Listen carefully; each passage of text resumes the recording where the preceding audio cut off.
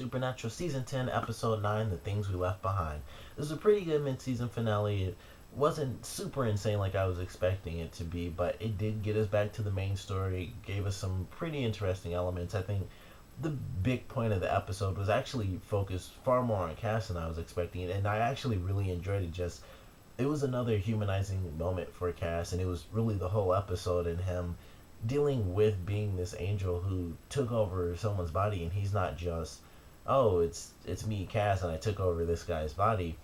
Cass has died, and they even mentioned in this episode like Jimmy Soul is in heaven when Cass was blown to pieces. So it's Cass. Like Cass has been an angel who took over a guy's body, then he was blown up and he came back and he was, I guess it was more like his permanent vessel, kind of how Dean when he was a demon, it was just his vessel.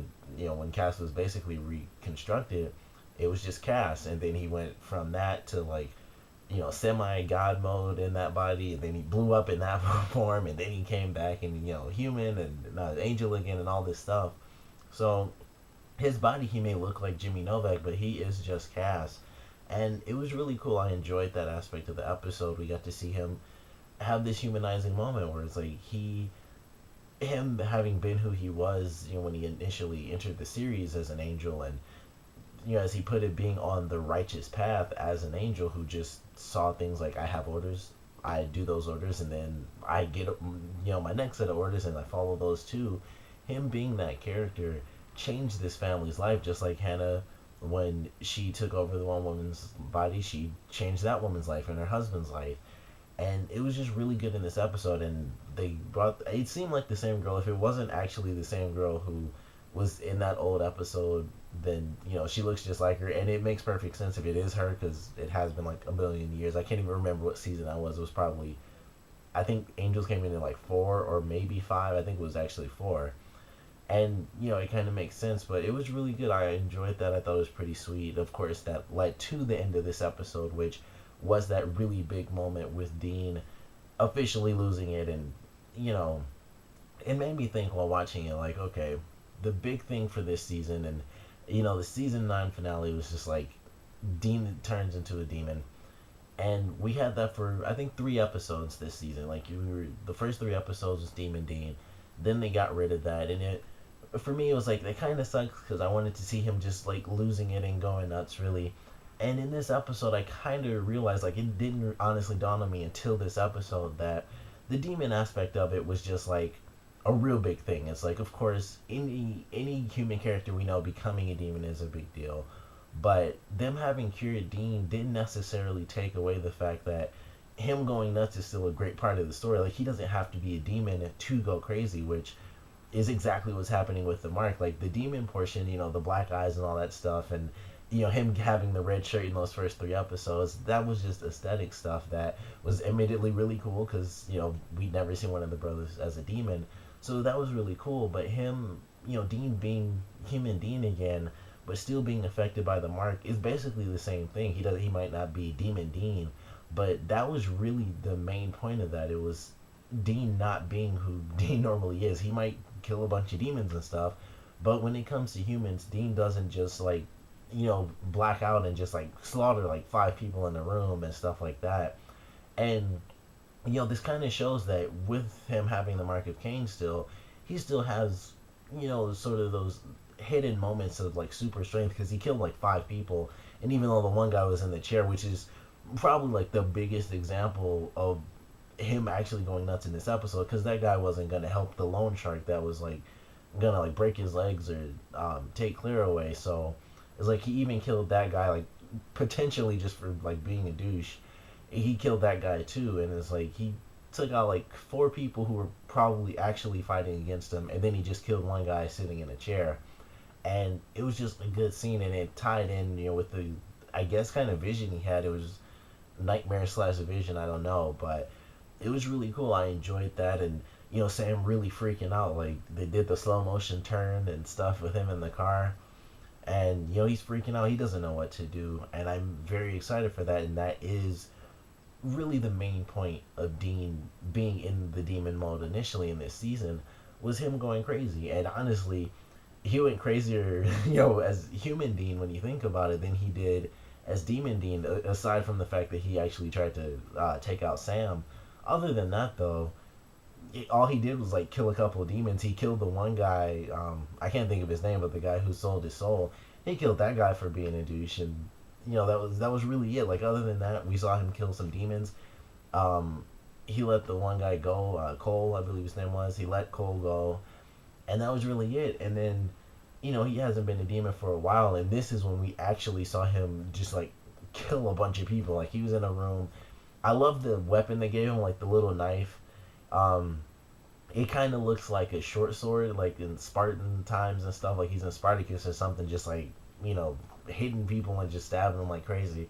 So I like that they gave him a specific knife to kind of go nuts with because it looks really cool. It's like he's like I said, in that Spartan mode, he's just going nuts and he just kills whoever comes at him. So it actually has a bit of symbolism that I don't know if it was on purpose. I feel like it had to have been because they go through things like it's TV, so you pick what's gonna be on camera, and I think it was a great choice for the sword. It looks sweet.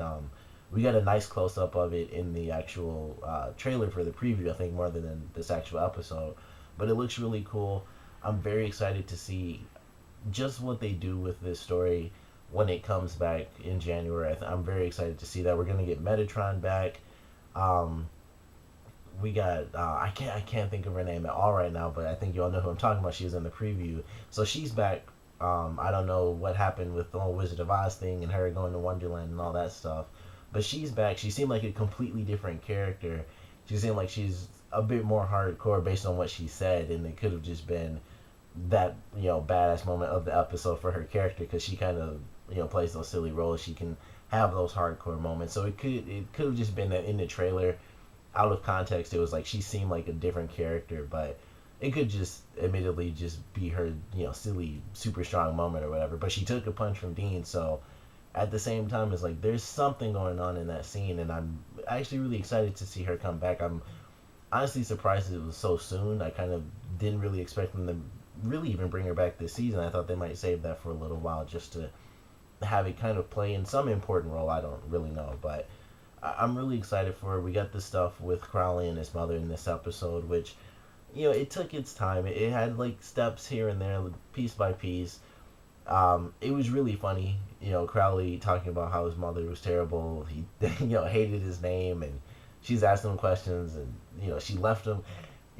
There's so much going on with them. It's just really funny. Like he mentioned how, and I think he said this before he mentioned when she left. He said, "You told me I would amount to nothing and basically die in my own filth." And after that, I think it was like a couple more lines. He was like, "You left me when I was 8 years old." And then it's like, if she said that when he was 8, that she really was a terrible mother. And it was really crazy to think of that. Like, she left when he was 8 years old. And at some point before that, as an 8-year-old kid, she was like, "You're going to die in your own filth because you kind of suck as a human." Like, that's a terrible, terrible thing to say. So it was really interesting to have that, and of course she kind of played on the one demon that was in this episode, and he didn't even need to die. Like if he just listened to Crowley probably would have figured out she was lying, and things would have been fine for that guy. But it's like, nope, you screwed that up. He was choking her, so they kind of added in a little element with the one woman who did somehow get out of hell. She was smuggled onto Earth, so they introduced that element without giving us an actual answer to it. So I'm excited to see how that's going to play out as well, and if that's going to be a big deal. If it is, I don't know if it'll be this season or not, because really we still don't know this season who the big villain is. It's just a lot of collateral damage from like the last two seasons, really, like the angels falling and then Metatron just throwing like everything out of whack. This is like almost like the collateral damage episode. Like Dean having been a demon, they had to fix that. Cass trying to get the rest of the angels, which didn't exactly work out. Like in the first couple of episodes with him and Hannah, they had to. They ended up killing the one guy by accident. Then his girlfriend came after them. She got killed by Crowley. Cass had to basically get her grace, and all these different little moments have happened so far, and we still don't really have our full villain yet. Like, I have to assume that Crowley's mother will officially just turn on him. Like, he even believes, like, you turn on me just like any demon would. So I feel like they're doing a very interesting thing this season where they aren't, excuse me, officially defining her as like the villain, but she's been trapped for a couple weeks. That's really why. But I think she's gonna do something, and she's gonna escape from Crowley or somehow lock him up with her insanely powerful magic. Which, admittedly, I can't wait to see her use again because she's used magic that we haven't seen. Like people like dying and their bodies like almost they seem like they're boiling basically before they die. We have not seen that in the show. If it wasn't a hex to do that, then we haven't seen it. And so it was really cool to get that display of power, which they showed us again in the preview.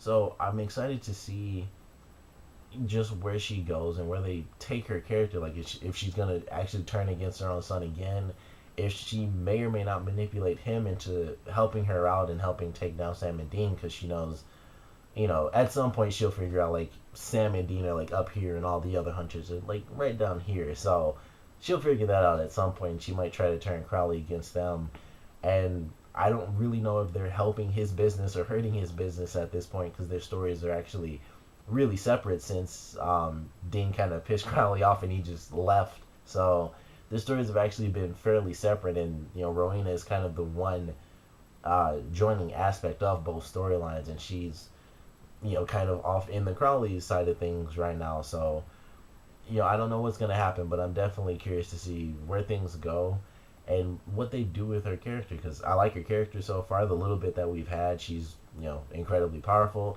Somehow has been living for centuries. So I think that's my biggest question is how has she actually survived?